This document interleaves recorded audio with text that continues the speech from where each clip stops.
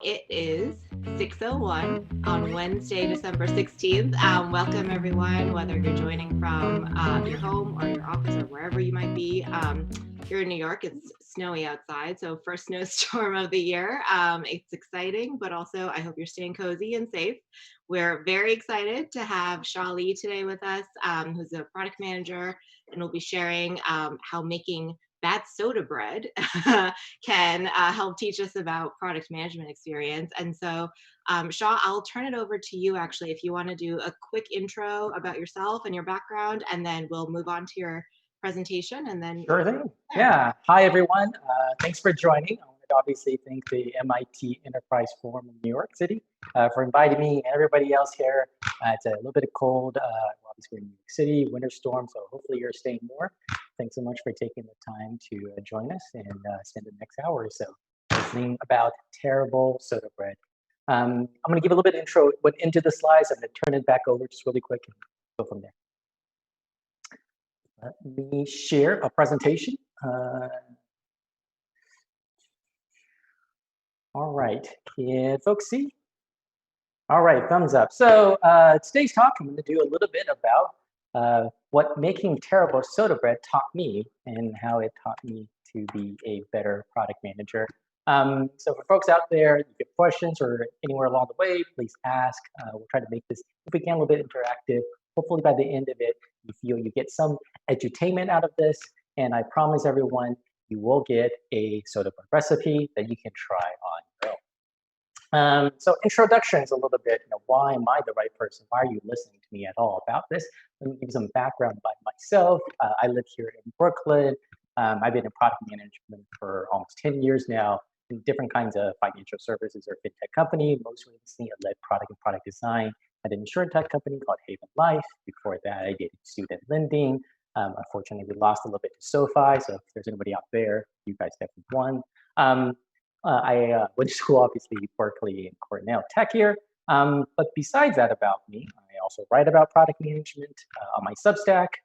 So if you're interested in there, but even on the side, I love F1. So if you want to ever talk about what happened in Bahrain, Lewis getting COVID in the 2020 season, definitely your person. But you'll notice all of this a little bit about me. I don't really talk that much about cooking or baking.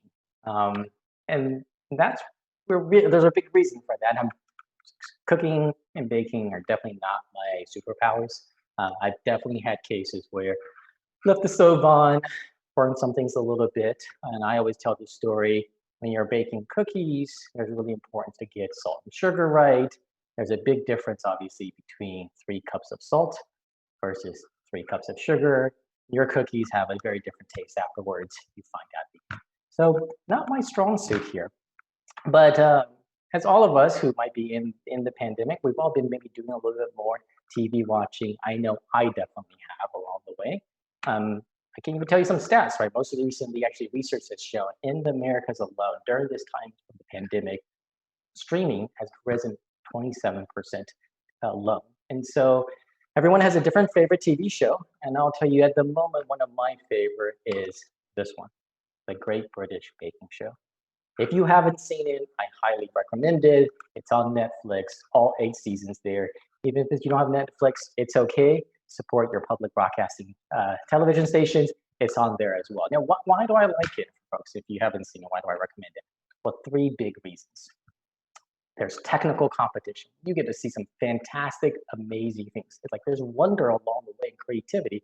It's so great, and you learn a lot of British slang. I feel like I'm an Asian person trapped in New York City with a serious British complex. So this show is really made for me.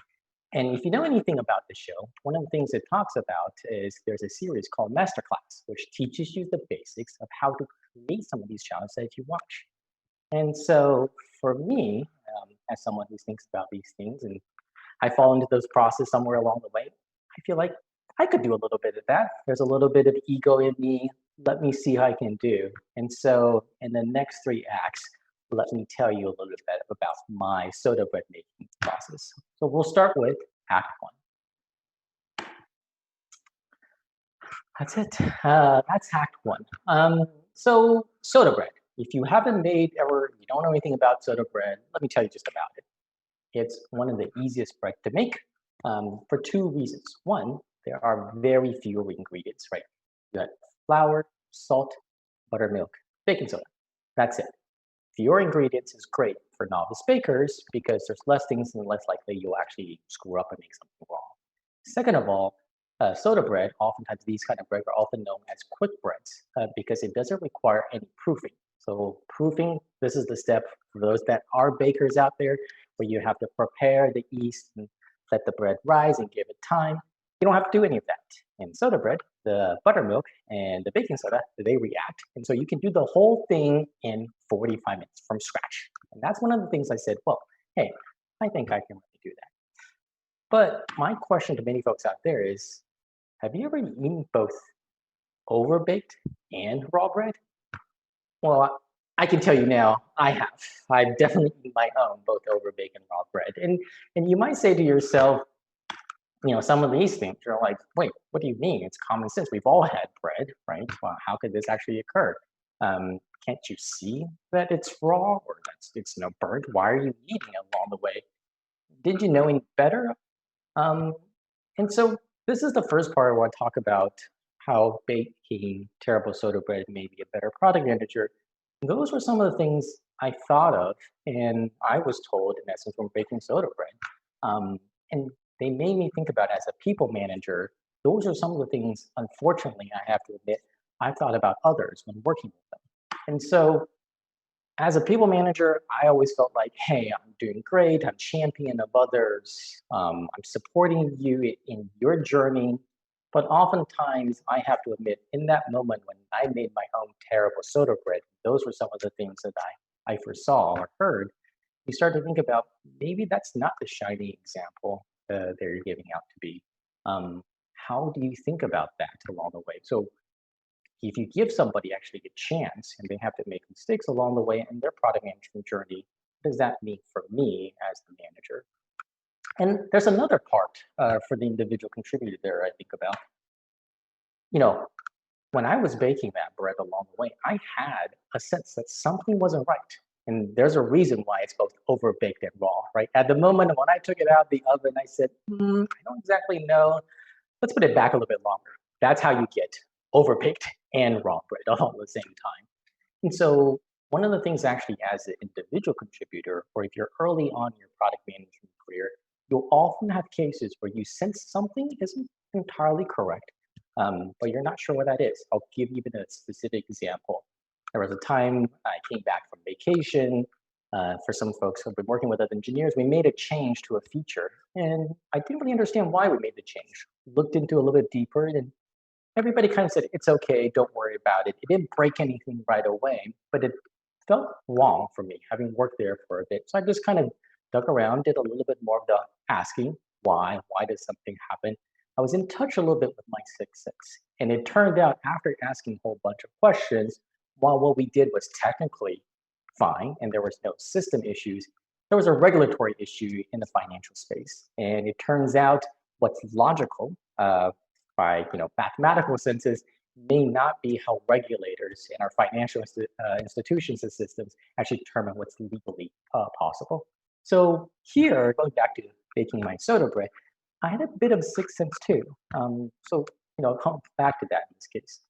But this is where I would say this is the part of the first act. There's this duality or plurality that I talk about, the struggle between as a manager, allowing one of your direct reports to try something new and potentially learn from that failure, which we all talk about, and that aspect of self-preservation, right, of your own brand. What does that mean really for you? Many people I have heard of the principal agent problem. This is kind of an aspect of that. And so I think early on in this case, not only as an individual, you have to think about your own sixth sense, but also then as a people manager of product manager, how to embrace this duality. So that's act one. That's act two. Right? This is an old saying. We see this all the time. You hear it all the time. And in baking, measuring is 50% of the problem. You take some dough and you make sure you measure that correctly. I didn't have a scale to begin with, so I was already not following some of the rules in this case. And That's one of the aspects actually about baking. And you really need to follow the recipe. And that reminds me very much of product management. I think early on in my career, and in many folks, I hear this, I want to solve a problem, I have a novel new idea, I want to dive in and start changing things. But there's a foundational aspects of that. So before you move and learn and do something different, for me, in my first couple of bakes, I was already like, yeah, I got it. If I just add a little bit more here, if it's off just a little bit, what's the difference? I didn't have the foundations of that recipe for what I was doing. And when I think about in product management, in this case of the foundation, one of the biggest ones of my own learning, I remember for folks that do hear about very much technology, we always hear about, hey, things have to be in real time. There used to be old systems that run in batch processing, they run overnight, we'll let them run. In the new world, we're going to change and make everything run in real time. It was only going through actually work experiences that I realized there's a lot of foundational aspects, not just of your own system, but of systems across the board, that there's a reason things run in batch.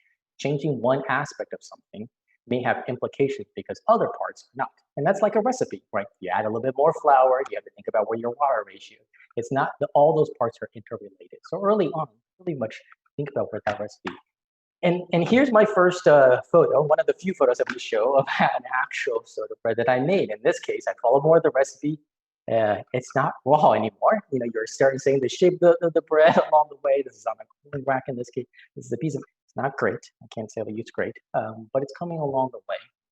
But I also started to think about as baking this soda bread, what does that mean for obviously from on a people manager side? And one of the great things about product management, I'm going to go back to these two gentlemen over here. They're professors in computer science. They wrote a paper on comparative studies of engineering approach, actually in software engineering. But they talked about very much what's called the art of moving to engineering. In product management, I think there are actually two approaches. And what they really describe for software engineering that I think applies to product management is early on in many of our professions, what we call the art stage. So this is a stage in our profession that I still think many parts of product management are in, where there are varying professional practices. So one company does A, another company does B. There's various different almost apprenticeship models, how you learn from someone versus what I'm learning from someone else. Different work experiences have a lot of variations. So we're oftentimes a product manager, what I believe in, the art age. Well, I think over time, as the profession has matured in many aspects, because it's not that old of a profession, it's maturing into, and that's what's called moving towards engineering, to the engineering age, where there are more established processes, there are more reinforced standards, there are divisions of work. And we see this more in product management. One expertise might be in defining and building products for consumers. Another expertise may be very different processes for building products, obviously for businesses or enterprises. And so that movement process made me very much think about in building or in baking soda bread along the way, what are the processes that should be standardized? And so early on, obviously that was a big failure for me, right? Because I was just like, oh yeah, this recipe, I saw this YouTube video, moving along the way. Everything was kind of a mess. And I wasn't thinking really about what are the core foundational processes that I should be following. By this point in stage, you're kind of like, okay, I made some bread. It's actually edible. It's no longer raw. But we come to actually, you might be wondering. Someone said when there's smoke, there's always fire. I got a little bit better. I'll be honest. It's starting to be edible bread. You may not like it, but I kind of made a few tweaks, right? They're kind of innovating. We do that a lot as product managers, certainly small changes. So for example, the original recipes that I used half flour, half wheat. I took out some of the wheat, the whole wheat flours in this case, because of the taste. I wanted to try something a bit. I started adding a bit of sugar, very small amount, an egg, and I learned how to use my lovely wife's KitchenAid mixer, so I wasn't kneading this dough by hand, which was both better for my hands, but also I'm a terrible bread maker along the way.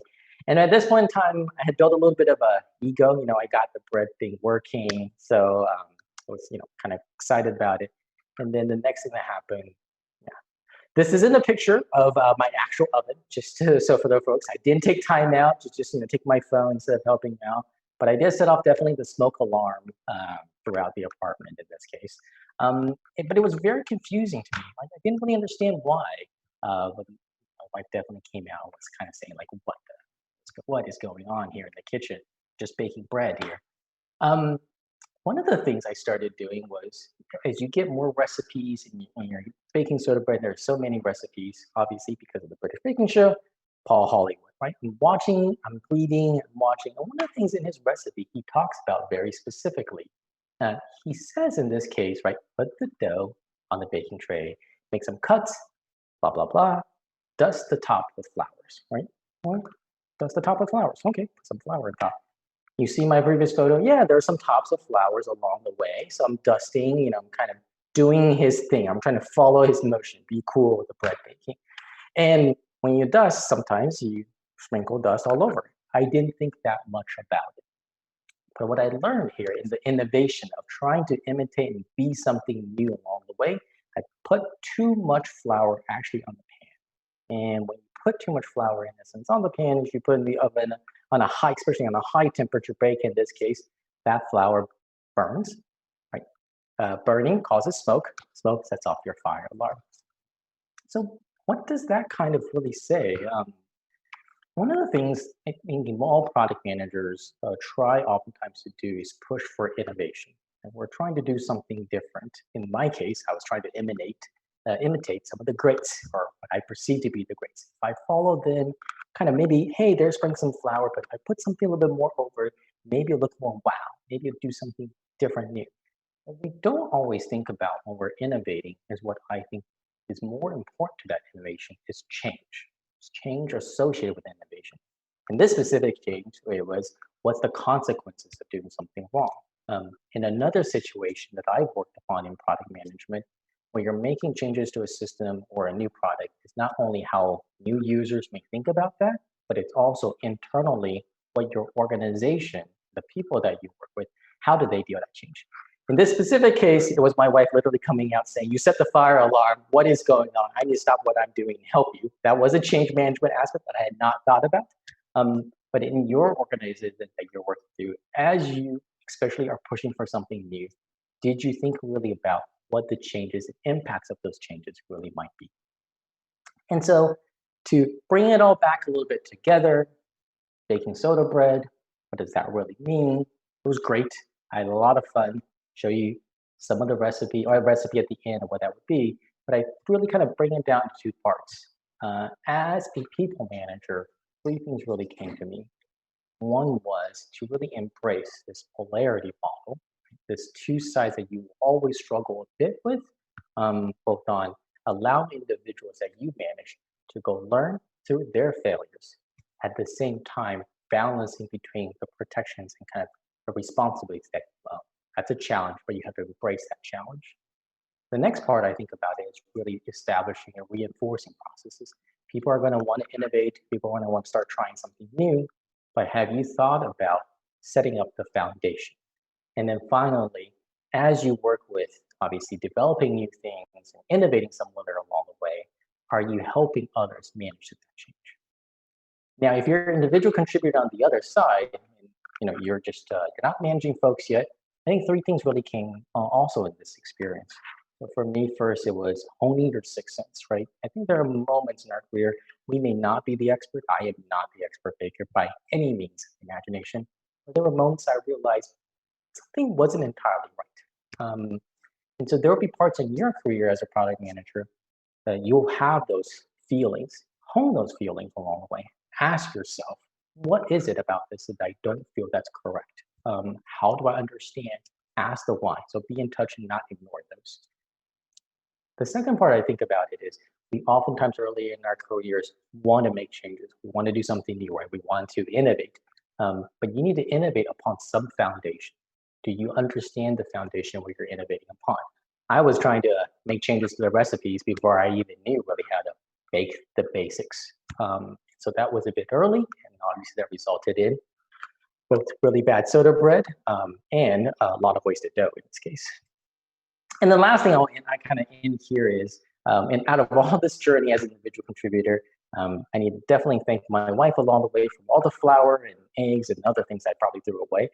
But you have to own a bit of your failures. And so here I am publicly owning, I make terrible soda bread along the way. But it's actually learning through those failures, which hopefully others give you the opportunity to, that actually you learn the most through.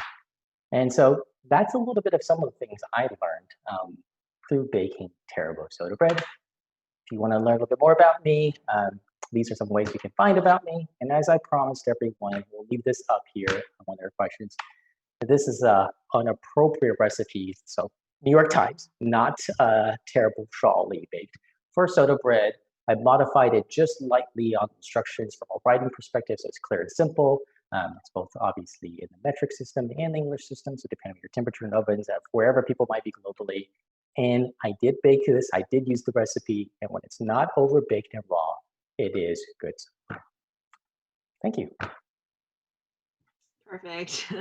Thanks, Shaw. So that was an awesome, soda bread as a metaphor, I guess, for product management and maybe even extending that to life. That was a great talk that encapsulated a lot of really key, good, applicable concepts. So thank you so much for putting that together and sharing that with us. And now, as usual, we'll move to sort of the audience engagement and any questions that any of the participants have. I know there's a Q&A box, actually, I think that's available today, which might be an innovation on our part. I don't know. I defer it again, but if you do have questions, please feel free to let us know. Type them into the box and we'll do our best to answer them. But we actually already have a question from the audience, Shaw, for you. From Amy. Thanks, Amy. Hi. Thanks for joining us. She asks, I think this is about your hobbies on the first slide, but Oh, I love it. yeah, There we get to that. So I've watched some parts of F1, but uh, wasn't as big of a fan. I'll be honest. After Netflix, it really changed. I was a racer, but not an F1, more of an Indy fan. okay. So that's a little bit my background. But this season has been just very, very different. And maybe actually even watch some of the older races. And it's for those that have not seen, since we're all talking about TVs, on Netflix, there's a show called Try to Survive, which gives you, if you don't know anything about F1, a really good crash course of, I guess, reality TV about last season. And I think there's 2 seasons now out on that show. So I recommend it for folks who want to binge watch something too. Okay, awesome. Yeah, I will be one of those people maybe putting that on the list because I don't know anything about F1. So yeah, thanks, Amy. And then a couple other questions, I guess, to kick us off and get us through our second half of the hour. But you've been technically in the field for a while, I think we can say. But how, for someone who is looking to maybe get their foot in the door or get started, as a product manager, do you have some quick tips and just general advice for someone looking to get started in that career? Yeah, I get this question quite a bit. So if you're interested actually in going into a role for product management, there's probably 2 advices that I have. And this is making one assumption of you already have a career somewhere else and you're trying to transition into, you're not just entirely out of school and this is the first job. Mhm. I strongly actually recommend at this in the current market case, the job market that we're in, to look for ancillary roles actually in a growing startup. Mhm. So let me be specific and tell you a little bit why. Yes, if you definitely know someone and they're hiring for product management, you can read all the interview books and go interview it. I think that's great. You'll be competing definitely against some pretty tough folks. I'll be honest about that. But in many growing startup companies, product management is fairly narrow. There aren't that many individuals in that role along the way. Sorry, I'm getting a pain. Um, there aren't that many individuals in that role, but however, in most growing startup, there's definitely a need for product marketing acquisition. There's definitely a need for operation support services. There's definitely a need for sales and business development because the organization is growing. If you start actually joining there, and as the company grows, there's going to be a need for you and others who understand the product oftentimes to move into product management. That's when often the frequency, what I see for people entering. Now, if you have many years of experience and you're looking to apply into a different role, then obviously I would recommend the larger, like large tech companies or even financial service companies who have established product management organizations. You can obviously interview and go through that chain. But this is one that I see more frequently nowadays for more junior folks who are kind of moving into product management if they haven't done before. Yep. Okay. And I know we have sort of a variety of folks usually who join us from many, many different backgrounds. So for people like that, and for myself, maybe, could you actually outline maybe a couple key conceptual differences between what is commonly known as project management versus product management? I think one thing I try to tell folks is all product managers need to have good project management skills, but project management is not specifically just product management. So maybe an analogy might be in project management, your real focus is upon managing to the project. And there could be all kinds of projects. It doesn't have to be a product specifically. And maybe in an organization, you have a project, for example, to improve your customer service as an example, and maybe the way you hire people. That could be a set project. And so project managers oftentimes focus upon operational execution, how to best manage against that project. In product management, you're focused upon primarily delivering or identifying delivering value of the product to your customer. That may require you to initiate a project. So perhaps that project, the best way to do so is to change maybe some aspects of your customer service organization. Perhaps a different way is to change aspects of your product, or maybe a third way is to change aspects of your pricing. And so there could be different projects that come out of this. Now, once you've decided what to do, now you're going to focus upon how best to execute this project, to deliver that value. But that's one of the bigger conceptual differences. So if let's say folks here who have lots of many years of project management experience, I think they're really great. You can definitely come into many organizations to help them in that aspect, but do recognize, being really great at executing a project may or may not be delivering actually the value of the product to the customers that you're serving. And that's one of the bigger fundamental differences I believe. Perfect. Yeah, thanks. Okay, and speaking of, sort of the audience that we typically get at our community streams, I know a lot of people are interested in being entrepreneurs or working in sort of a startup environment, maybe as opposed to like a big corporate conglomerate. So, what would you say are the biggest differences in a product management role at a large old company versus Hmm. startup? Yeah. Um, I think one of the biggest things you can think about, it's easy to quantify, is just the resourcing difference between the two, and then that translating to, I think, a lot of opportunity differences. Mhm. So at a large organization, more people means more generally other product managers or other individuals you can learn from, more stability, right? Generally in a large defined organization, one portion of the organization, if a specific product or something doesn't go well, isn't going to bring down the entire ship.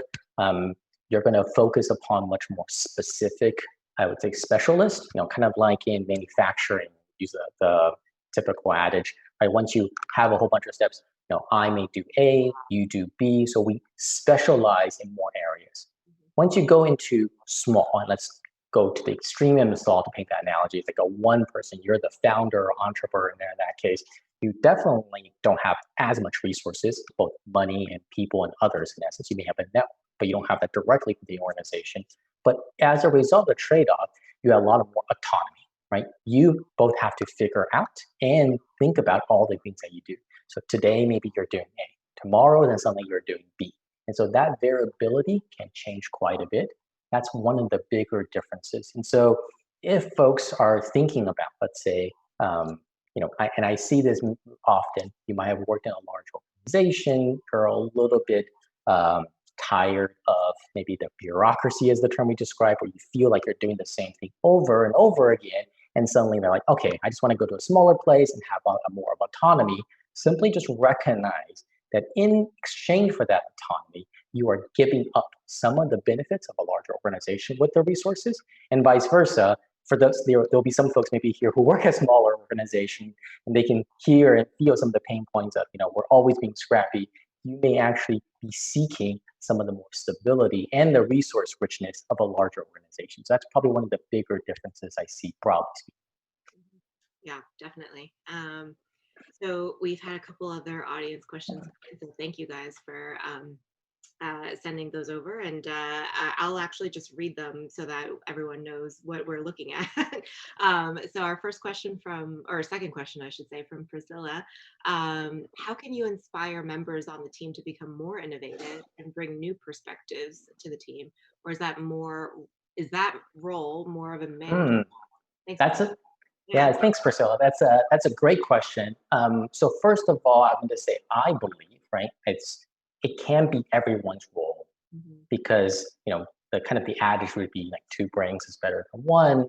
So for even the best person to be constantly be the quote unquote innovator and assume the manager is the only innovator, I think not only does it do a bit of a disservice to others, but also it's a tiring job. And so allowing everybody else. I'm going to actually share a technique that I learned from an FBI agent. This is the thing that came to my mind as you were asking that question. And so this is what the senior FBI agent was talking about, how he enables his team. And one of the things he does is a long time as managers, maybe you have ideas. And so you tend to share your ideas maybe to your broader team. And so as a result of that, that may actually um, lead where the idea generation would be.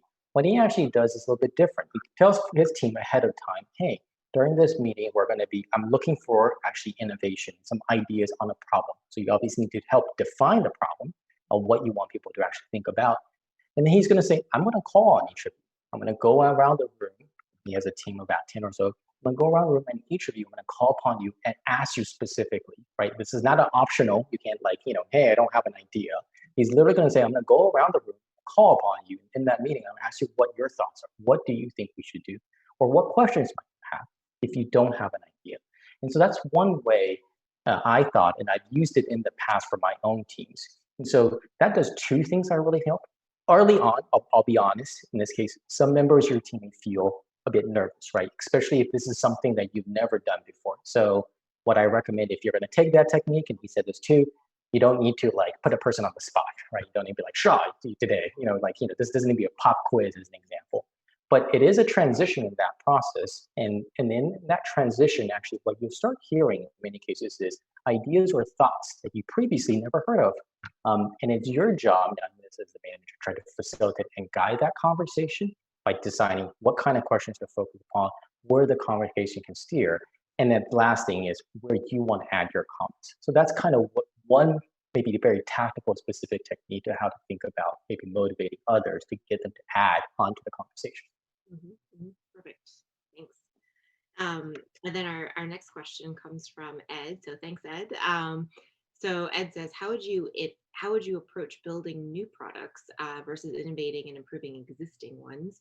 Would the same key learnings apply to products that are completely new and may not have a lot to measure? So great question. Ooh. Um, they are different. So I'm going to take, first of all, your new, their new can be defined in maybe a couple of different ways. Um, but let's assume just for the moment, Ed, and you can chime in here if there's a specific area, new meaning like very novel, something that hasn't been tried, like truly on the, I'm in the food mode, but like I invented some crazy bread, like the cronut as an example, that's really new, right? So there are some different approaches. In the new products, in this case, typically the biggest question to ask is there value? Like, does somebody want it? Made for Cronut, it turned out to be, but I can tell you I've invented food that nobody wants to eat. So no value was given in that case. There are different techniques, both depending upon the product and obviously what industry, it's a software product, it's a service product. You can do like screen door tests, try to collect money and value, talk to customers. But fundamentally, all those techniques or approaches in your term is focusing very much early on defining, is there value? Will someone actually get enough value? And then typically after that is there enough individuals who can get value out of this that can be sustainable for a business, right? All the rest, whether it's feasibility, how do you build it, how many people you can hire, are only determined once you can really identify that value. That's a little bit different in my mind on innovating and improving existing products. And again, I'm going to quantify your question. I'm making the assumption that we're improving our product here. It's adopted, but it's not at the end of the S adoption curve. You're not sunsetting this product and trying to think about what the next new version. We're not adopting, let's say, whale oil for lighting to like natural gas and that kind of innovation. In this case, in a lot of the existing products, and they're looking for improvements, you are to some degree looking for incremental. So it might be tangential industries. And examples that I can might be able to give you is, I've seen examples where, hey, this product works really well for the HR industries for just recruiters. What about maybe sales for direct sales? What are the needs there? And what are those customer needs that we can actually tweak our products to drive additional adoption? That's a different technique. Oftentimes you'll see folks might say, in some large enterprises, they would go and talk about forming either customer focus groups or working with specific new niche customers to drive into that market, where you're taking existing products and making some changes here for that market, which is a bit different than the approach you would take in early on for a brand new product that's never kind of been seen before. Great. Great. Yeah, thank you all for the questions and keep them coming. And thanks, Shaw, for answering all Yeah, those. great question, Ed. Yeah, yeah. It's nice to see that people are definitely engaged. It looks like and want to know more about all of this. So here's a couple more for you. um, so I actually wanted to talk a little bit, Shaw, about your Substack. I don't know whether to call it a feed or a blog. Newsletter. Okay, newsletter. So I know you flashed it on the screen maybe a little while ago, or if not, we can let folks know that you do have a Substack feed newsletter. Sorry, and that's available. And I was perusing through there we go. Thank you. The various articles, and I did want to actually ask you a little bit of a tactical question, a little bit more of a tactical question, I guess, because what caught my eye was an article called How to Have More Effective One-on-One Meetings. And I think this is something that everybody probably at every job has encountered at some point. And could you just talk to us a little bit more about your suggestions on really how to maximize your time and opportunity with somebody in a one-on-one setting? Sure. So in my Substack, one of the things I think about is if, for many of us who are working, we are either spending time organizing one-on-ones or we are doing one-on-ones with our manager as well. And for depending upon what role you might be in, that's actually a fairly precious period of time. My biggest commentary is, I think learning from my own experience, a lot of one-on-ones feel or can easily end up feeling like a status update, right? I've been an individual contributor before, obviously, so let me tell my boss, here are the 10 things I did. And if my boss, the one-on-one turns into, tell me about the status of this project. So that's one of the biggest things. And to change that dynamic, my biggest suggestion for everybody here tactically in this is to move the status into actually a write-up, right? So to move that way, it does two things. There's a template. If you actually go to my Substack and actually search for that, there's a specific template that I create. And what the write-up does is two things. One is it reduces a little bit of need of making that status update because it's all there, right? You send it, you write it beforehand. It helps you, so you don't have to show up in a meeting like, oh, let me remember the 10 things that I kind of did. You focus upon what you've done.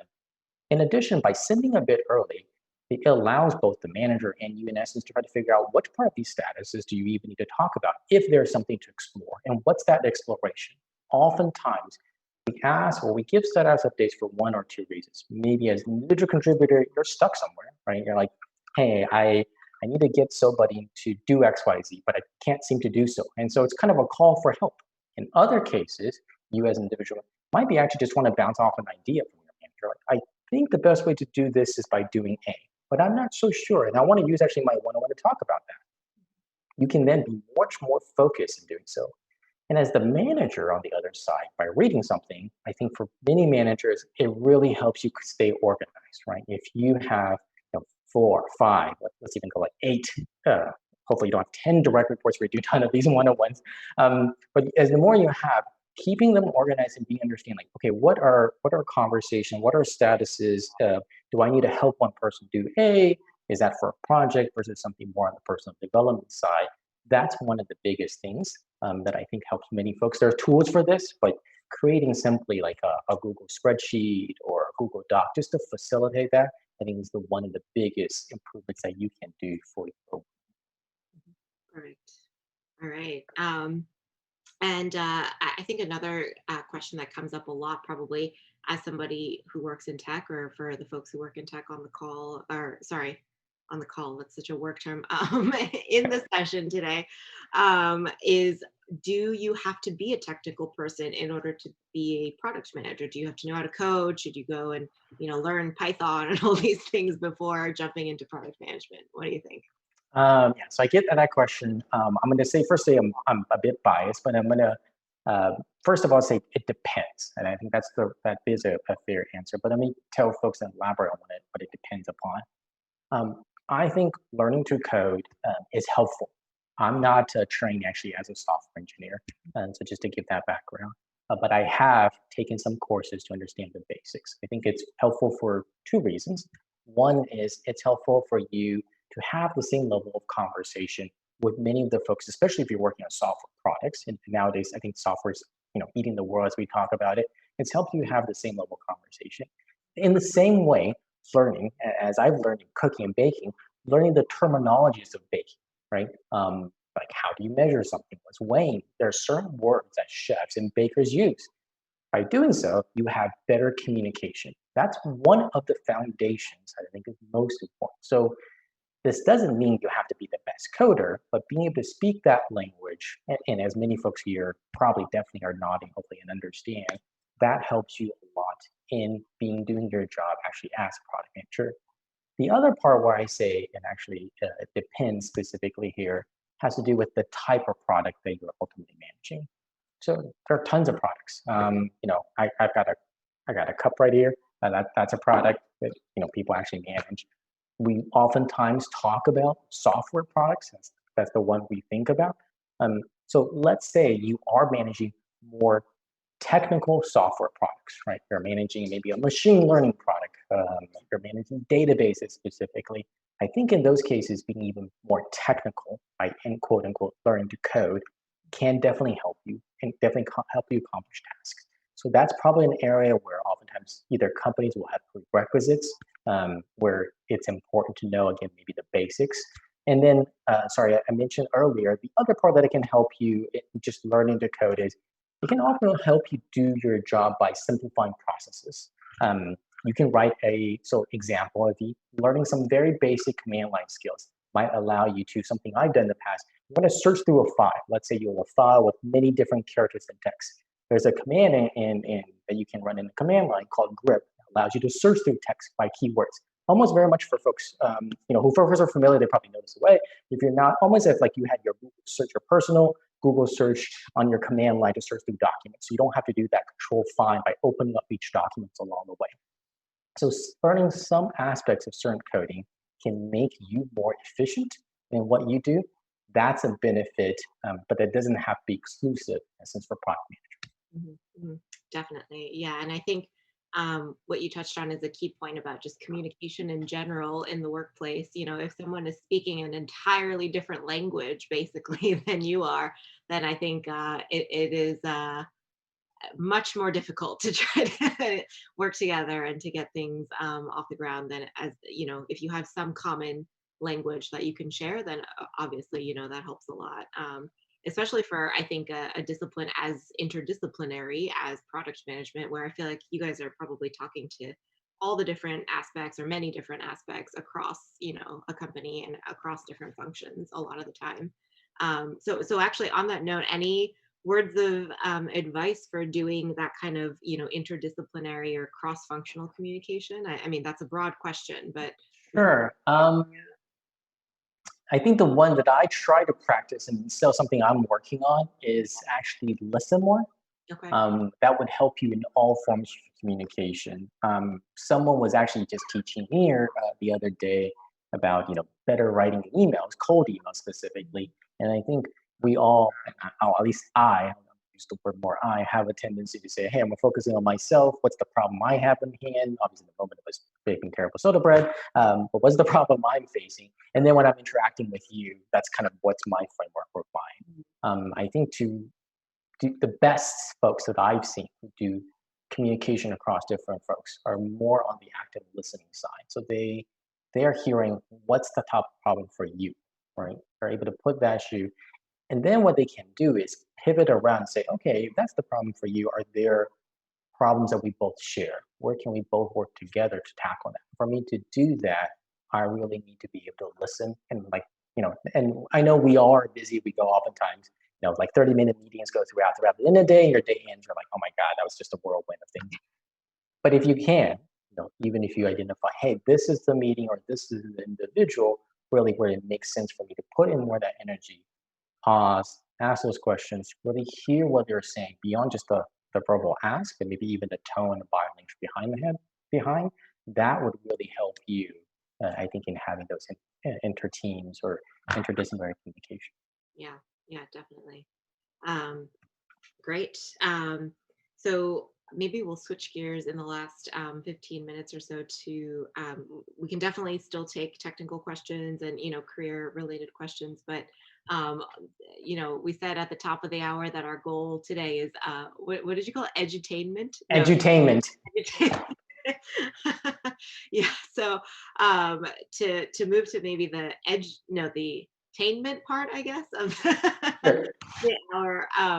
I was actually going to say the Great British Bake Off, I think, has been sort of a comfort, frankly, to a lot of us over maybe not even this year, but going back, a few years. It's been around for a while, which I didn't realize, but there are many, many seasons. But do you have a favorite season or a favorite bake that you can think of besides soda bread? So soda bread is not. I don't think soda. Maybe it might be in one of the episodes. This season obviously stands out. I won't ruin any for anyone. Um, there are some. There's a silent assassin that stands out. Okay. Um, Mhm. there's an episode specifically. I've never seen this in any baked goods that I've eaten, where it's gelatin based baked goods. So, but in baking that gelatin, they also inject beautiful flowers Mhm. or animals inside. I've never seen anything, and I think that's one of the reasons I watch. There's the technical aspect. You see them bake some very esoteric things. I think there was like blooded pigeon pie one time. Kind you think of like Game of Thrones for the folks out there. I've never had it. I'm not sure I would eat it. But then on the other side, away from the technical pieces of work that oftentimes they have to compete, they're just being creative. And so Mhm. that's the side I kind of really value and really like enjoy. So for folks, that's a piece that really stands out. Yeah. I won't say what season because if you're really a fan and you're gonna watch it, I don't want to spoil it for anybody else. But that was one of the big ones. Yeah, yeah, absolutely. Yeah, I think I know which part you're talking about with the gelatin, where I was also amazed. I just didn't, yeah, I didn't even know who knew that, the creativity, the ideas that you have to have the tools that you need in essence to be able to do that. So Right, yeah, right. And I think it ties upon one of the themes to tie it back to your presentation about innovating on a foundation, as you said, right? So you have to know technically, I think, at least something about how yes. gelatin works and what are the different components, and then you can make these beautiful creations on top of that base knowledge, hopefully. So That's absolutely true, and I think in many industries, I think sometimes folks might say, hey, I need to form a team for innovation. Innovation, I don't think is unique to a team or to a certain specific set of individuals. But you're often doing this because you have an idea, you have some value. You've been doing this for a little bit, and you're like, maybe there's a way to do it a little bit better. Maybe it's just for you. You're actually practicing innovation. right, right, exactly. Um, so I think going back again to, I want to tie a little bit more to your slides, but one of the key points I think you were summarizing at the end was, I'm probably misstating, but embracing polarity. You had like a slide about, I think it was Jekyll and Hyde, maybe, right, or something Yes, to Two that. Face, Two Face. Yeah. Yeah, yeah, yeah. Could you actually talk a little bit more about that? Because I find that concept interesting, and I'm curious to know how you sort of came up with that as the word, the polarity. So again, things I learned, can't take credit for this. I learned about polarity as a concept for an idea in a workshop, and the idea really comes from, in many cases in school or early parts of education, we're always looking for the right answer, right? Mhm. Like 1 + 1 = 2, but it doesn't equal 3. And so when we come into the work environment, in many cases, we're often presented the problem and we're looking to solve that problem. So the perfect example I give is, okay, if if the analogy is we learn best through our failures. As a manager, we want to give others opportunities actually to fail and learn through their failures. Well, if I just 100% move that, and that's the only solution in essence for folks to learn, our company may not survive, right? If we just fail all the time in everything we do, we're obviously not moving forward in some cases. So then is that the wrong answer? And in the polarity model, it's actually a bit different. And the polarity model is to recognize in some cases, there are actually no single right answer solutions. It's about actually identifying the balance and identifying when you're away from that balance. So I think the analogy that was best given is we breathe in and breathe out. If we breathe in and don't ever breathe out, that's not so good. And if once we breathe out and we never breathe in, that's not a good answer. Right. So your body actually tells you a little bit when that should occur. In this example that I'm giving for product management, look for, or in the cases where it's polarity, identify signals. So what might be signals that's saying you're too far off? An example might be if you're giving, let's say, someone repeated attempts on different projects, and each time they're failing, they're getting very demotivated. They're like, I don't know if I can ever do this. I don't think there's actually support. Probably hitting somewhere maybe around the red line. And so you might need to pull that back versus maybe in the opposite side example, if you're giving someone so much instructions and control where if the person's like, you're micromanaging me, telling me exactly what to do, I don't have any autonomy, well, you're going actually a little bit on probably the other side. So the big thing in the polarity model, when you embrace it, is actually trying to identify where are those inflection points where you're too far off. And then being embracement is actually meaning constantly recognize there's no perfect answer. And I'm going to be okay with the fact that there's no perfect answer. This problem will continue to exist, and I just need to constantly monitor it. Right. Yeah, and I think that is just goes to show there, in the workplace especially, there's very few times I feel like where there's a black and white sort of yes or no answer. Usually it is a little bit more complex because we're all 3D complex human beings too, right? So we bring that to the workplace. But yeah, that makes sense. And I like the way that concept encapsulates a lot of things. So thank you for bringing that to us. So we actually have another question from one of our audience members. Yeah. Hi, Jacqueline. Hi, Jacqueline. Thank you, Jacqueline, for your question. So Shaw, what are some of your most Ooh. and least favorite aspects of being a product manager? Um, I actually think probably the most favorite and the least are actually the same. So in product management, at least for my career, oftentimes um, you're put on the spot to make what I would call the make or break decision, right? People go to you, some degree say, hey, maybe X, Y, Z is wrong. Should we do A or should we do B? Okay. Make a call. And Mhm. so that's both least fun in many cases because like anything else, good problems or easier problems that are solved don't come up to you because they were actually resolved by others. So it's usually maybe the tougher choices or more stressful things, the things that have consequences in the sense that it will upset some folks or some individuals, maybe one part of your organization, maybe some customers A, but not B, and you have to make that trade-off in essence, and then stand behind that trade-off. So that's not very fun.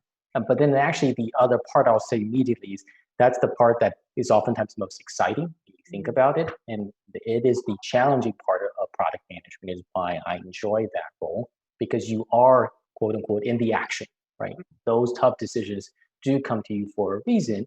And obviously, if you're able, usually in hindsight, to consistently be, 80% of the time, make good decisions that have generally, quote unquote, good outcomes, right? You're delivering value, customers generally loving your products or using it. That feels very rewarding because you're able to solve those problems and make those decisions. So that's why I think it's kind of like it's great in one way, it can be stressful, and also not always see the favorite of the other. Right. Right. Yeah, that makes sense. And that's interesting that it is both your favorite and and the least favorite part of your job. But yeah, and then are there some good resources besides your Substack? Are there good resources out there for people who want to dive in or learn more about product management? Would you point them in a couple of different places? Yeah, absolutely.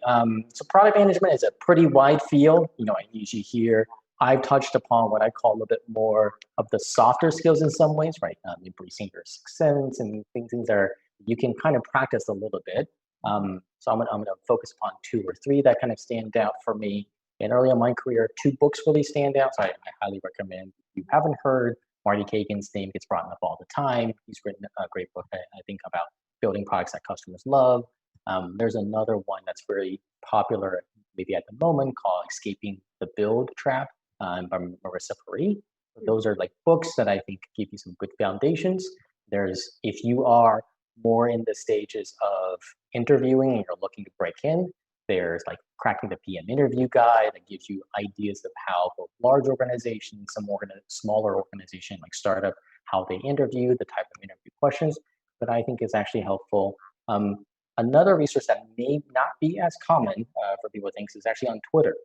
There are a couple really big Twitter followers in essence, or like writers in this case, that talk about. One of them, I don't remember his handle. I think it's Johnny. I can find it afterwards, but it's like Johnny 45 or so. But he really talks. He's really built a fairly large audience, and if you search for him, in this case, he actually provides quite a bit of content. It's just in a different form. So for folks that like nuggets, and I guess now 140 plus characters with threads, that's another area. And then the last thing I'll probably is there are many organizations, actually even in New York City, Mind the Product, meetups, even now that are remote, that actually provide like guidance to others. And I'm always happy to, if you want to reach out on my LinkedIn or so to answer any questions. Perfect. And Johnny 45, if you ever watch this, that is the most very simple handle for such a for such a large following, I guess, but that's awesome. So let's see. So I think we have time for maybe one more question. So I'm going to go ahead and ask that last one to wrap up on.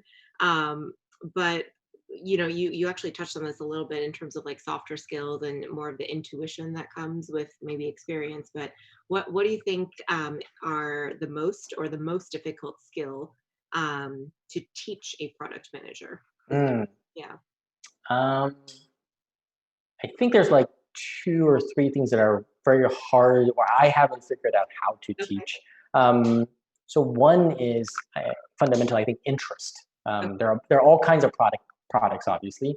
You might be more interested in consumer products, but even within consumer, maybe you're interested in health related, or other person might be interested in gaming, or some people are interested in software. I can't make you, if you're interested in your product manager, more interested in the area. I can give you general guidance, but if whatever your interest would be, that's your interest. So teaching someone to be interested in something, I don't think is possible, but I haven't figured it out. Yeah. The other two that really stand out to me that's difficult is grit, and then empathy. So sometimes we bang our heads a lot at a wall. We try many things. People asked questions earlier about innovation. Half of times when I think it was maybe the 5th or the 6th bake where it was mostly turning out okay.